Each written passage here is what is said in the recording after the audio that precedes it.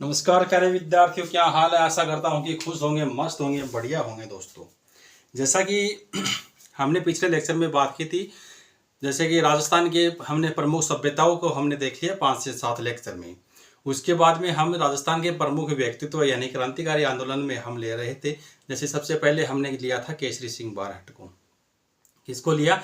केसरी सिंह बारहट को। केसरी सिंह बारहट के बारे में हमने अच्छे से सबसे महत्वपूर्ण चर्चा की थी। तो हम बात कर रहे हैं राजस्थान के प्रमुख क्रांतिकारी आंदोलन, अर्थात राजस्थान के प्रमुख व्यक्तित्व है। क्या? राजस्थान के प्रमुख व्यक्तित्व। ये हेडिंग आप लगा सकते हैं दोस्तों, अगर नहीं लगाई है तो अब तक। राजस्थान के प्रमुख व्यक्तित्व के बारे में चर्चा कर रहे थे। हमने चर्चा की थी पिछले लेक्चर में केसरी सिंह बारहट की। किसकी? केसरी सिंह बारहट की हमने चर्चा कर ली थी। बारहट परिवार से था दोस्तों, और केसरी सिंह बारहट की हमने चर्चा कर ली थी। केसरी सिंह बारहट के बारे में अगर दोबारा से देखा जाए तो दोस्तों, इनका जन्म 21 नवंबर 1872 ईस्वी को देवली गांव शाहपुरा रियासत टोंक में पड़ता है। इनका राजनीतिक गुरु था मेजनी। दोस्तों, कौन था इनका राजनीतिक गुरु? था मेजनी। और मेजनी की एक जीवन पुस्तिका चलती थी। जीवन पुस्तिका पर भारत सरकार ने रोक लगा रखी थी। जब भारत सरकार ने इनके ऊपर जब बैन लगा रखा था इनकी जीवन पुस्तिका के ऊपर, तो वीडी सावरकर उस समय लंदन में रह रहे थे, और लंदन में रहते हुए इस पुस्तिका का मराठी भाषा में अनुवाद कर दिया। मराठी भाषा में अनुवाद करने के पश्चात केसरी सिंह बारहट को वो पुस्तक मिल जाती है। क्यों मिलती है? कि जब मराठी भाषा में अनुवाद किया वीडी सावरकर ने, और भारत में बाल गंगाधर तिलक को वो पुस्तक गुप्त तरीके से उन्होंने पहुंचा दी। दोस्तों, अब बाल गंगाधर तिलक से वो पुस्तक है वो केसरी सिंह बारहट को मिल जाती है। केसरी सिंह बारहट है उनका हिंदी में अनुवाद करते हैं। आपको सिर्फ इतना ही याद रखना है कि मेजनी की जो जीवन पुस्तिका थी उनका मराठी में अनुवाद किसने किया और हिंदी में अनुवाद किसने किया। तो मराठी में पूछा जाए तो दोस्तों वीडी सावरकर करना है, अगर हिंदी में पूछा जाए तो दोस्तों केसरी सिंह बारहट का नाम लेना है। किसका? केसरी सिंह बारहट ने की। अब इतना होने के पश्चात अब लगेगा दोस्तों दिल्ली दरबार। दिल्ली दरबार लगता है 1903 में। हमने चर्चा की थी कि 1903 में दिल्ली दरबार लगा था। दिल्ली दरबार के अंतर्गत क्या हुआ था कि जब ब्रिटेन में एडवर्ड सप्तम का राज्यारोहण हो रहा था, यानी कि नया सम्राट बनने की खुशी में अपने भारत के गवर्नर जनरल लॉर्ड कर्जन ने दिल्ली में एक भव्य दरबार लगाया था। उनको दिल्ली दरबार कहा जाता है। उस दरबार के अंतर्गत इतना खर्च हुआ था कि एक बार तो भारत की आर्थिक स्थिति भी डगमगा गई थी। दोस्तों, अपने मेवाड़ के महाराणा फतेह सिंह को उस दरबार में बुलाया गया था। फतेह सिंह को भी इनवाइट किया था। किसने? लॉर्ड कर्जन ने। मेवाड़ के महाराणा फतेह सिंह को जाने से रोका किसने? तो केसरी सिंह बारहट ने चेतावनी चुंगटिया लिखा था, वो भी 13 सोठों में लिखा गया था, डिंगल भाषा में लिखा। हमने चर्चा की थी। अब ये सोठे जो लिखे हुए थे, यानी कि चेतावनी चुंगटिया लेकर के कौन जाता है फतेह सिंह के पास में? तो गोपाल सिंह खरवा लेकर के जाता है। गोपाल सिंह खरवा इन सोठों को लेकर के जाता है। दोस्तों, जब गोपाल सिंह खरवा है वो किन के पास लेकर जाता है? तो गोपाल सिंह खरवा इन सोठों को फतेह सिंह के पास में ले जाता है, और फतेह सिंह है वो चेतावनी चुंगटिया पढ़ता है और दिल्ली दरबार में शामिल नहीं होता है। इसके बाद में वीर भारत सभा आती है। 1910 की वीर भारत सभा की हमने चर्चा की थी। 1910 में हुई थी, कोटा में हुई थी वीर भारत सभा। अब इनके संस्थापक पूछे जाते हैं कि वीर भारत सभा के संस्थापक हैं वो 5 कितने थे? तो वीर भारत सभा के संस्थापक याद रखोगे दोस्तों, वीर इंपोर्टेंट है। फिर से बता रहा हूं कि वीर भारत सभा के संस्थापक जो हैं वो कौन कौन से थे। तो नाम लिखो, फटाफट लिखाता हूं। केसरी सिंह बारहट तो था ही था दोस्तों। एक तो था केसरी सिंह बारहट। दूसरी बात है विजय सिंह पथिक। केसरी सिंह बारहट, विजय सिंह पथिक, हीरालाल लाहिड़ी। कौन था? हीरालाल लाहिड़ी। हीरालाल लाहिड़ी, डॉक्टर गुरुदत्त सिंह, और आपका लक्ष्मी नारायण। कौन था? तो लक्ष्मी नारायण। ये थे दोस्तों वीर भारत सभा के संस्थापक, याद रखोगे। ठीक है, फिर से बता दिया मैंने एक बार। अब वीर भारत सभा हो जाती है। अब वीर भारत सभा 1910 में होती है। अब 25 जून 1912 ईस्वी को, 10 के बाद में 1912 को, यानी कि 25 जून 1912 ईस्वी को साधु प्यारे राम की भी हत्या कर देता है। कौन? केसरी सिंह बारहट के नेतृत्व में होता है। साधु प्यारेराम की हत्या की जाती है। क्यों की जाती है? कि वीर भारत सभा होने के पश्चात, चेतावनी रचूंटा लिखने के पश्चात उन्हें क्रांति का नेतृत्व करने के लिए दोस्तों केसरी सिंह बारहट को धन की आवश्यकता थी, और साधु प्यारेराम जो जोधपुर के हैं, इनके पास में अथाह धन बताया जा रहा था। उन्होंने प्लानिंग बनाई, और प्लानिंग के जरिए क्या किया कि हीरालाल लाहिड़ी इनके साथ में मिलता है। किनके साथ? विजय सिंह पथी के साथ में। हीरालाल लाहिड़ी, हीरालाल जौहरी और रामकरण ये साथ में मिलते हैं। तो यानी कि चार जने जो होते हैं, ये चारों जने क्या करते हैं कि साधु प्यारेराम की हत्या कर देता है। कौन? हीरालाल लाहिड़ी। साधु प्यारेराम की हत्या करता है हीरालाल लाहिड़ी। साधु प्यारेराम के पास में कोई धन नहीं मिला, धन तो नहीं मिला, लेकिन इन चारों जनों को क्या होगी दोस्तों? सजा जरूर मिलती है। और केसरी सिंह बारहट की जेल पूछी जाती है कि केसरी सिंह बारहट को कौन सी जेल में रखा गया था? तो केसरी सिंह बारहट को सेंट्रल जेल बिहार में पड़ती थी, उस जेल में रखा गया था गिरफ्तार करके, साधु प्यारेराम हत्याकांड के अंतर्गत। साथ में जो इनके जो क्रांतिकारी और जो साथ में इनके साथी थे, उनको नहीं रखा गया था, उनकी जेल पूछी भी नहीं जाती है। रखा तो गया था, लेकिन उनकी जेल नहीं पूछी जाती है। एक का नाम याद रखो आप। अब ये सेंट्रल जेल जो है दोस्तों, आज वर्तमान में लोक नायक जयप्रकाश नारायण के नाम से ये जेल झारखंड में प्रसिद्ध है, यानी कि झारखंड में है वर्तमान में देखा जाए तो। इतना हमने देख लिया था। फिर केसरी सिंह बारहट को जेल से रिहा कराने के लिए क्या किया था कि बाल गंगाधर तिलक ने छुटाने का प्रस्ताव रखा था 1919 के आपके कांग्रेस अधिवेशन में। लेकिन जब प्रथम विश्व युद्ध हुआ 1914 से 1918 के बाद में, जब 1920 में 1914 से 1918 तक प्रथम विश्व युद्ध समाप्त हुआ, उसके बाद में 1920 में केसरी सिंह बारहट को भी छोड़ दिया जाता है, क्योंकि भारत के सभी राजनीतिक कैदियों को रिहा किया जा रहा था, तो इनको भी नंबर आ जाता है और छोड़ दिया जाता है दोस्तों। इतना काम क्लियर हो गया। अब छोड़ने के पश्चात क्या होता है कि केसरी सिंह बारहट को वर्धा महाराष्ट्र जाने के लिए सजेशन देता है। कौन? आपका जमनालाल बजाज, जो गांधी जी के पांचवें पुत्र के नाम से जाने जाते हैं। वर्धा महाराष्ट्र में विजय सिंह पथिक है, केसरी सिंह बारहट के नाम से राजस्थान केसरी समाचार पत्र निकाल रहा था। राजस्थान केसरी समाचार पत्र निकाल रहा था कौन? विजय सिंह पथिक, वर्धा महाराष्ट्र से। प्रश्न आता है कि वर्धा महाराष्ट्र से राजस्थान केसरी समाचार पत्र किसने निकाला? तो किसने निकाला था? विजय सिंह पथिक ने। याद रखोगे दोस्तों। फिर से हो गया क्लियर। अब इनके बाद में क्या होता है कि विजय केसरी सिंह बारहट ने राजस्थान के एजेजी रॉबर्ट हॉलैंड का नाम याद रखोगे। राजस्थान के agent to governor Robert Holland, जो क्रांति का एजेजी था। कौन? रॉबर्ट हॉलैंड को कहा कि आप राजस्थान महासभा का गठन करो। राजस्थान महासभा का गठन उसने दो सदनों में किया था। एक हमने देखी थी भूस्वामी प्रतिनिधि मंडल, जो सामंत और जागीरदारों से मिलकर के बनेगी। दूसरी हमने देखी थी आपकी सार्वजनिक प्रतिनिधि मंडल। सार्वजनिक प्रतिनिधि मंडल जो है वो किसान और मजदूरों से मिलकर के बनती है दोस्तों, ये याद रखोगे। उसके बाद में केसरी सिंह बारहट ने जो कुछ अपने जीवन पुस्तिका निकाली थी 4 से 5, वो देखो। प्रताप चरित्र, रूठी रानी चरित्र, प्रताप चरित्र, रूठी रानी चरित्र, दुर्गादास चरित्र, कुसुमांजलि, ये 4 इनकी रचनाएं हैं, इंपॉर्टेंट है, याद रखोगे। 14 अगस्त 1941 ईस्वी को केसरी सिंह बारहट का देहांत हो जाता है दोस्तों। इसके बाद में आज हम जो चर्चा करेंगे दोस्तों, वो रहेगी जोरावर सिंह बारहट की। किसकी रहेगी? जोरावर सिंह बारहट की।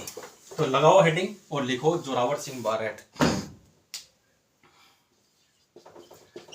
आज की 2 नंबर जो टॉपिक रहेगा अपना, वो रहेगा हेडिंग में जोरावर सिंह बारहट। कौन सा हटे? जोरावर सिंह बारहट। इतना होने के पश्चात जोरावर सिंह बारहट।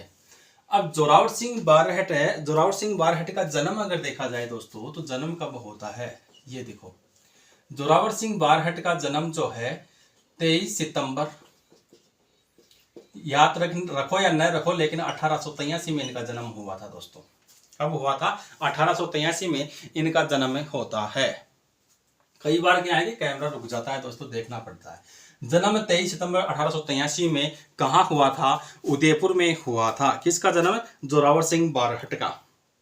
अब जोरावर सिंह बारहट का जन्म दोस्तों होने के पश्चात, अब जोरावर सिंह बारहट की एक डेट आप याद रखोगे। कौन सा? षड्यंत्र रचा था इसने। कौन सा? आपके दिल्ली के चांदनी चौक में एक षड्यंत्र हुआ था। तो दिल्ली के चांदनी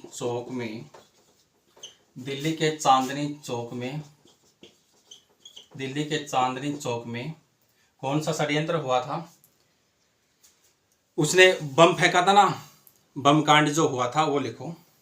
दिल्ली के चांदनी चौक में जो बम फेंका गया था दोस्तों, उसमें आपके प्रताप सिंह बारहट। अब क्या होता है कि लॉर्ड होर्डिंग पर जब बम फेंका था, कहाँ फेंका था, तो दिल्ली के चांदनी चौक में। याद रखोगे, लॉर्ड होर्डिंग, क्या, लॉर्ड होर्डिंग के ऊपर बम फेंका। किसने फेंका, तो जोरावर सिंह बारहट ने। दिल्ली के चांदनी चौक में लॉर्ड होर्डिंग पर बम फेंका था। किसने, जोरावर सिंह बारहट ने। साथ में नाम आता है प्रताप सिंह बारहट का, जो केसरी सिंह का बेटा था और इनका भतीजा था दोस्तों। 23 साल में उनका देहांत हो जाता है, सबसे छोटी उम्र का होता है वो भी देखेंगे हम। जन्म 12 सितंबर 1883 में दिल्ली के चांदनी चौक में लॉर्ड होर्डिंग पर बम फेंका था दोस्तों। ये लॉर्ड होर्डिंग बच जाता है। कौन बच जाता है, लॉर्ड होर्डिंग तो बच जाता है, लेकिन इसका एक महावत आता है, उसका नाम है महावीर सिंह। याद रखोगे, महावीर सिंह मारा जाता है। तो प्रश्न क्या पूछा जाता है कि दिल्ली के चांदनी चौक पर बम किसने फेंका, तो जोरावर सिंह का अहम भूमिका रहेगी दोस्तों। और उस कांड में कौन मारा गया, तो लॉर्ड होर्डिंग मत कर देना, लॉर्ड होर्डिंग बच गया था दोस्तों। ये बच जाता है, लेकिन महावीर सिंह मारा जाता है। कौन मारा गया था, उनका एक महावत होता है हाथी चलाने वाला, हाथियों की देख रेख करने वाला, या जो सेना में जो हाथी चलाने वाला जो होता था वो महावत होता है। तो इनका महावत महावीर सिंह मारा जाता है। क्लियर। अब ये महावत मारे जाने के पश्चात जोरावर सिंह यहां से फरार हो जाता है दोस्तों। कौन हो जाता है, तो जोरावर सिंह बारहट जो हैं ये यहां से फरार हो जाते हैं। अब जोरावर सिंह यहां से फरार हो गए, और फरार होने के पश्चात ये दोस्तों करड़िया मध्य प्रदेश में, कौन से में, करड़िया, एक नाम आता है करड़िया एकलगढ़। करड़िया एकलगढ़ जो कहाँ पड़ता है, आपका मध्य प्रदेश में।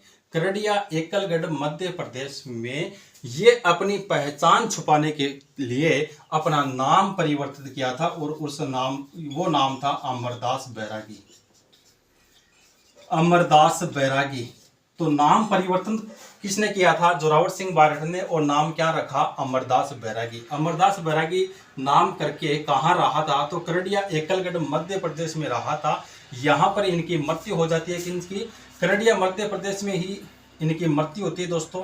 तो यहीं पर इनकी मृत्यु होती है, और यहीं पर इनका स्मारक बनाया जाता है। क्या, यहीं पर इनका स्मारक बना दिया जाता है दोस्तों। और इन्हें राजस्थान का चंद्रशेखर आजाद भी कहा जाता है। किनको कहा जाता है राजस्थान का चंद्रशेखर, तो राजस्थान का चंद्रशेखर आजाद है, जोरावर सिंह बारहट को कहा जाता है दोस्तों। याद आपको रखना है, ये इनका उपनाम था। स्मारक एकलगढ़ मध्य प्रदेश में बनाया जाता है। मृत्यु जो होती है इनकी 17 अक्टूबर 1939 को निमोनिया के कारण हुई थी, ये याद रखोगे। तो जोरावर सिंह बारहट की मृत्यु कब होती है, तो यहां पर अटका देता हूं मैं, मृत्यु 17 अक्टूबर 1872 को निमोनिया के कारण इनकी मृत्यु हुई थी। 17 अक्टूबर 1900, अरे यार सॉरी, चलो, निमोनिया के कारण इनकी मृत्यु हो जाती है दोस्तों। कब होती है, 17 अक्टूबर 1939 को निमोनिया के कारण। कहाँ इनकी मृत्यु होती है दोस्तों, मध्य प्रदेश के करड़िया में होती है। जबकि जन्म जो है इनका कहाँ होता है, उदयपुर में होता है। जबकि इनकी पैतृक जो जागीर थी, इनकी पैतृक जागीर अगर पूछा जाए दोस्तों, तो वो कौन सी है, शाहपुरा ही थी। पैतृक जागीर मतलब जहाँ केसरी सिंह बारहट का जन्म हुआ था इनके बड़े भाई का, तो शाहपुरा इनकी पैतृक जागीर थी। याद रखोगे दोस्तों। ये हो गया आपका जोरावर सिंह बारहट। ये होने के पश्चात अब हेडिंग लगाओ प्रताप सिंह बारहट की। लिखो प्रताप सिंह बारहट। जन्म 24 मई 1893 को कहाँ होता है, उदयपुर में होता है। पैतृक जागीर जन्म इनकी भी प्रताप सिंह बारहट की शाहपुरा में ही है दोस्तों।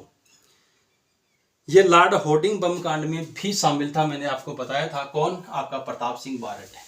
तो लिखो प्रताप सिंह बारहट। प्रताप सिंह बारहट दोस्तों सबसे इंपॉर्टेंट है, ऐसे कमती मायम नहीं है, ये भी प्रताप सिंह बारहट है। तो लगाओ हेडिंग प्रताप सिंह बारहट। बारहट परिवार से था, तो प्रताप सिंह बारहट लिख लिया। लिखो जन्म 24 मई 1893 को प्रताप सिंह बारहट का जन्म 24 मई 1893 को उदयपुर में हुआ। इनकी पैतृक जागीर अगर आपसे कोई पूछ रहा है तो शाहपुरा भीलवाड़ा में करना है, क्योंकि इनके पिता केसरी सिंह बारहट का जन्म शाहपुरा भीलवाड़ा में हुआ था, देवली गांव में। तो पैतृक जागीर ये इनका जन्म हो गया 24 मई, याद रखना ना, 1893 को। प्रताप सिंह का, ये जोरावर सिंह का जन्म है 1883 को होता है, ये भी साइड में अटका लेना, जोरावर सिंह का। पैतृक जागीर पूछा जाए तो दोस्तों शाहपुरा में ही है इनके पैतृक जागीर। शाहपुरा कहाँ है? शाहपुरा में। अब देखिए दोस्तों, जोरावर सिंह के साथ में ये जो जोरावर सिंह जो था वो लॉर्ड हार्डिंग के बम कांड में था। जोरावर के साथ में लॉर्ड हार्डिंग बम कांड में प्रताप सिंह बारहट भी था। तो लॉर्ड हार्डिंग के बम कांड में प्रताप सिंह भी था। कौन था? आपका प्रताप सिंह भी लॉर्ड हार्डिंग बम कांड में था। लेकिन दोस्तों हुआ क्या कि साक्ष्यों के अभाव में इसे जेल से रिहा कर दिया गया था। साक्ष्यों के अभाव में, याद रखना। शामिल तो था कौन? प्रताप सिंह बारहट शामिल था, लेकिन साक्ष्यों के अभाव में लॉर्ड हार्डिंग बम कांड में इन्हें रिहा कर दिया गया था। अब होता क्या कि बनारस षड्यंत्र केस में, किसमें? बनारस जो षड्यंत्र केस था, तो लिखो बनारस षड्यंत्र केस में, ये इंपॉर्टेंट है प्रताप सिंह बारहट के लिए। बनारस षड्यंत्र केस में इन्हें गिरफ्तार किया गया था। इन्हें, प्रताप सिंह बारहट को, तो बनारस षड्यंत्र केस में इन्हें गिरफ्तार किया गया था। लॉर्ड हार्डिंग बम केस में किसे गिरफ्तार किया गया था? तो जोरावर सिंह बारहट को। क्लियर? साधु प्यारेराम हत्याकांड में किसे शामिल किया गया था, किसे गिरफ्तार किया गया था? तो इनके पिता केसरी सिंह बारहट को। यह भी याद रखोगे दोस्तों। बनारस षड्यंत्र केस में इन्हें सजा हुई थी, अर्थात गिरफ्तार किया गया था। और कहां, कौन सी जेल में रखा गया था? तो इनको लिखा गया था, बनारस षड्यंत्र केस में इन्हें शामिल किया गया था। आधार से इनकी जेल आती है वो बरेली, जो कहां पे है? यूपी में दोस्तों। बरेली जेल में रखा गया था इनको। कौन सी जेल में? तो इनकी जेल का नाम अगर पूछा जाए दोस्तों, बरेली जेल। कई बार क्या होता है कि दोस्तों चलते चलते कैमरा रुक जाता है और एक एक घंटे की मेहनत है वो चली जाती है, इसलिए पीछे जाकर के देखना पड़ता है। तो बरेली जेल में इन्हें गिरफ्तार किया गया था। किनको? बरेली जेल किनके लिए है? प्रताप सिंह बारहट के लिए। जोरावर सिंह बारहट को किस केस में शामिल किया गया था? लाहौर षड्यंत्र, उनके आपके हार्डिंग बम कांड में दोस्तों। अब क्या होता है, इनके लिए एक प्रसिद्ध आता है दोस्तों। क्या प्रसिद्धि है? जब केसरी सिंह बारहट जेल में थे, सेंट्रल जेल में, कौन? आपका केसरी सिंह बारहट। केसरी सिंह बारहट जब सेंट्रल जेल में थे, बारहट जब सेंट्रल जेल में थे दोस्तों, तब क्या होता है, जब इनकी मृत्यु होती है, किनकी? प्रताप सिंह बारहट की जब मृत्यु हो जाती है, तो केसरी सिंह बारहट को समाचार लगता है कि आपका बेटा है वो मृत्यु को प्राप्त हो गया है। तो केसरी सिंह बारहट ने कहा था कि आज भारत माता का पुत्र अपनी माँ के बलिदान के लिए, अर्थात आज भारत माँ का लाडला अपनी माँ के लिए बलिदान दे दिया। दोस्तों ये केसरी सिंह बारहट ने कहा था। किसने कहा था? केसरी सिंह बारहट ने। अब आता है एक, केसरी सिंह बारहट जब ये प्रताप सिंह बारहट बरेली जेल में थे, तो लॉर्ड क्लीवलैंड आता है। कौन आता है? भारतीय गुप्तचर विभाग का, भारतीय गुप्तचर विभाग का, कौन से विभाग का? गुप्तचर विभाग का निदेशक था। एक निदेशक कौन था? भारतीय गुप्तचर विभाग का निदेशक था क्लीवलैंड। कौन था? तो क्लीवलैंड, गुप्तचर विभाग के निदेशक क्लीवलैंड। क्लीवलैंड ने कहा कि दोस्तों, किनको? बरेली जेल में प्रताप सिंह बारहट को क्लीवलैंड ने कहा था, निदेशक था, इन्होंने कहा था कि आप अपने साथियों के नाम मुझे अगर बता दोगे प्रताप सिंह, तो हम तुम्हें जेल से रिहा कर देंगे, बरेली से, और आप उदयपुर जा सकते हो, क्योंकि तुम्हारी माता तुम्हारे लिए रो रही है।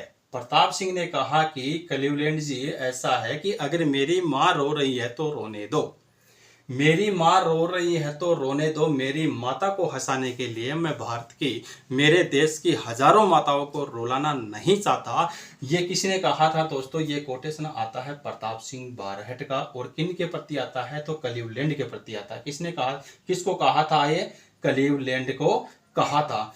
जब इनकी मृत्यु होती है, प्रताप सिंह बारहट जब मृत्यु को प्राप्त होता है, तो क्लीवलैंड ने कहा था कि मैं आज तक इतनी छोटी उम्र का एक युवक, नव युवक, जो बहादुर युवक मैंने मेरी जिंदगी में कदापि नहीं देखा है। दोस्तों, इनकी मृत्यु जो है, उनकी डेट लिख लो आप, कब होती है प्रताप सिंह की मृत्यु?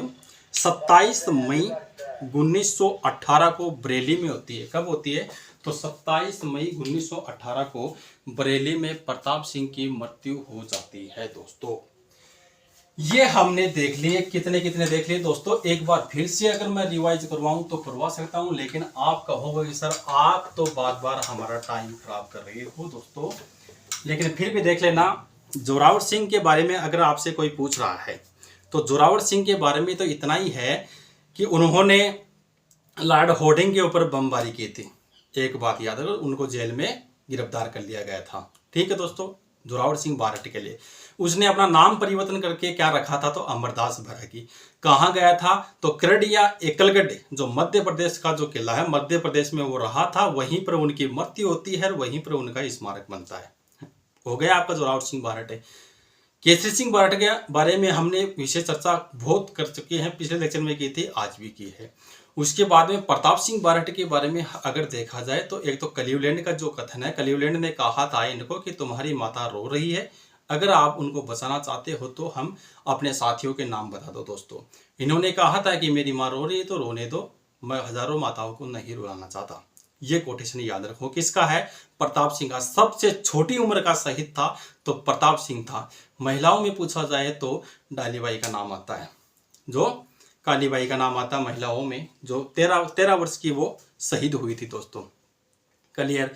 प्रताप सिंह के बारे में अगर और भी कुछ पूछा जाए तो जन्म देख लेना और इनकी मृत्यु देख लेना, इनका कथन देख लेना। दोस्तों, इनकी जेलों का नाम याद रखना है कि जोरावर सिंह बारहट को कौन सी जेल में रखा गया था। केसरी सिंह की सेंट्रल जेल थी, प्रताप सिंह बारहट की बरेली जेल थी। दोस्तों, इस प्रकार से छोटे छोटे लेक्चरों के साथ में हम टोटल जो क्रांतिकारी जो हैं उनको देखते रहेंगे। दोस्तों, कहीं भी टेंशन लेने की आवश्यकता नहीं है आपको। दूसरी बात आगे ये रहेगी कि आपके जो अभी हाल ही में जो भी एग्जाम चल रही है उनको ध्यान में रखते हुए राजस्थान जीके हमने चालू किया है। दोस्तों, राजस्थान की ज्योग्राफी आपको पूरी मिलेगी दोस्तों, वो भी मेरे द्वारा। मैं ही आपको राजस्थान की ज्योग्राफी पढ़ाऊंगा। दोस्तों, राजस्थान का आर्ट एंड कल्चर हमने चालू किया है, अभी राजस्थान की हिस्ट्री की क्लासेस चल रही है, उसके बाद में आपका कल्चर भी हो जाएगा। सेकंड ग्रेड की भर्ती के लिए राजस्थान की जो सेकंड ग्रेड के राजस्थान का जो भी मैटर है वो मेरे द्वारा बताया जाएगा। अर्थात फर्स्ट पेपर जितना भी है वो अपने हिस्ट्री पॉइंट झुंझुनू के ऊपर आपको मिल जाएगा। अभी तक अगर आपने हिस्ट्री पॉइंट झुंझुनू को सब्सक्राइब नहीं किया है दोस्तों, तो आप कर सकते हो। अगर अपना लेक्चर अच्छा लगे तो शेयर भी कर देना दोस्तों, और लाइक भी कर दिया करो। दोस्तों, आपका क्या जाता है इसमें, और मैं कौन सा इसमें अंबानी बन जाऊंगा ये भी देखो। अगर आपने लाइक कर दिया, अपने दोस्तों को 2-4 को शेयर कर दिया क्लास को, तो मैं कौन सा अंबानी बन गया इसमें। इतना जरूर है कि हमें भी कुछ मोटिवेट अगर हम भी हो जाएं तो अच्छी तरह से अगला लेक्चर है वो अच्छी तैयारी के साथ में अच्छा लेक्चर आपको मिल सकता है। टाइम टू टाइम आपको क्लासें मिलती रहेगी दोस्तों, टेंशन लेने की कहीं भी आवश्यकता नहीं। इसके बाद में ही फर्स्ट ग्रेड का सेकंड पेपर जो हिस्ट्री सब्जेक्ट के विशेषकर जो विद्यार्थी हैं उनके लिए क्लासेस शुरू होने वाली है। साथ में मनोविज्ञान जो है second grade, first grade, rate और थर्ड ग्रेड के अभ्यर्थियों के लिए दोस्तों टेंशन लेने की कहीं आवश्यकता नहीं, भटकने की कहीं आवश्यकता नहीं, इसी चैनल पर आपको मिलती रहेगी। मैनेजमेंट की जो भी क्लास है फर्स्ट ग्रेड के लिए टोटल आपको ज़्यादा लेक्चर नहीं होंगे, 20 से 30 लेक्चर में आपको पूरा मैनेजमेंट समझा दिया जाएगा दोस्तों। और करंट अफेयर की जो भी क्लासें हैं मेन वो भी आपको टाइम टू टाइम मिलती रहेगी। लेकिन आप अपने चैनल पर नहीं हो तो चैनल पर प्लीज़ करके सब्सक्राइब कर लिया जाए, ताकि आपको अच्छी से अच्छी क्लासें मिलती रहे दोस्तों। इसके बाद में ये पूरे अपने राजस्थान आर्ट एंड कल्चर ये होने के पश्चात आपका जो ऐप की बात करें कि अपना जो हिस्ट्री पॉइंट के ऊपर जो ऐप रहेगा दोस्तों, वो केवल असिस्टेंट प्रोफेसर और आपका जो फर्स्ट ग्रेड जो हिस्ट्री के जो विद्यार्थी हैं उनके लिए विशेष तौर पर वो रहेगा। ऐप की भी सुविधा आपको मिलेगी दोस्तों, टेंशन लेने की कहीं भी आवश्यकता नहीं। अपने ऐप के माध्यम से हिस्ट्री के विद्वानों को जितने भी विद्यार्थी हैं उनको एक विशेष फैकल्टी के साथ में, मेरा ही कोई इसमें रोल नहीं रहेगा, 2-4 और भी हैं अपने गुरुजन जो फर्स्ट ग्रेड में सिलेक्टेड हैं, सेकंड ग्रेड में सिलेक्टेड है, उनके द्वारा भी करवाया जाएगा। दोस्तों कहीं टेंशन लेने की आवश्यकता नहीं है आपको। तो पढ़ते रहे, लिखते रहे और अपने लेक्चर को शेयर करते रहे। धन्यवाद दोस्तों, धन्यवाद।